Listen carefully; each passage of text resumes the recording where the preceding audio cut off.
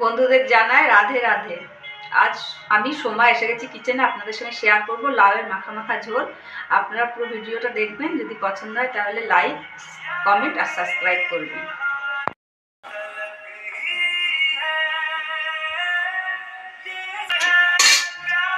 তেল দিই, এতে অল্প একটুই তেল লাগে, বেশি তেল লাগে না।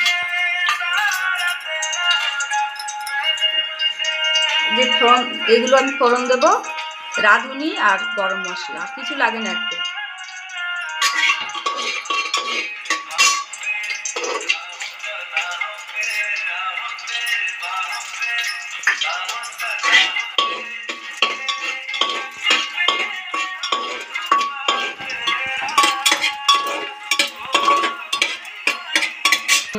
ফোড়নের ভিতরে 3-4টে বড়ি আমি গুঁড়ো করে দিয়ে দিচ্ছি।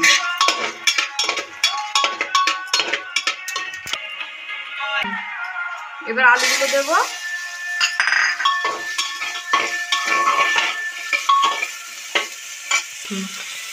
এই সবজিগুলো বেশি ভাজতে হয় না। এবার লাউ দিয়ে দেবো। এতে কোনো মশলা পড়ে না, খালি ফোড়নের উপরেই তরকারিটা। আজ আমার বিবাহবার্ষিকী, তো আমার স্বামী এটা খেতে খুব পছন্দ করে, লাউয়ের ঝোল মাখা মাখা, তাই আমি বানাচ্ছি। টমেটো দেবো।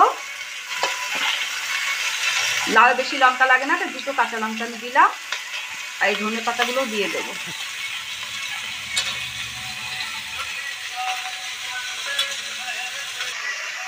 অল্প একটু নুন, একদম নামমাত্র হলুদ। লাউ তো নিজেই জল বেরোয়, সেই জন্য জল একটু বেশি দিতে হবে না, নামমাত্র জল দেবে। এটা বেশি ভাজতেও হয় না। গরম মশলার গন্ধ বেরোবে, ভালো লাগবে খেতে। একটুখানি জল দেবো একদম। এটা মাখা মাখাই তরকারি হবে।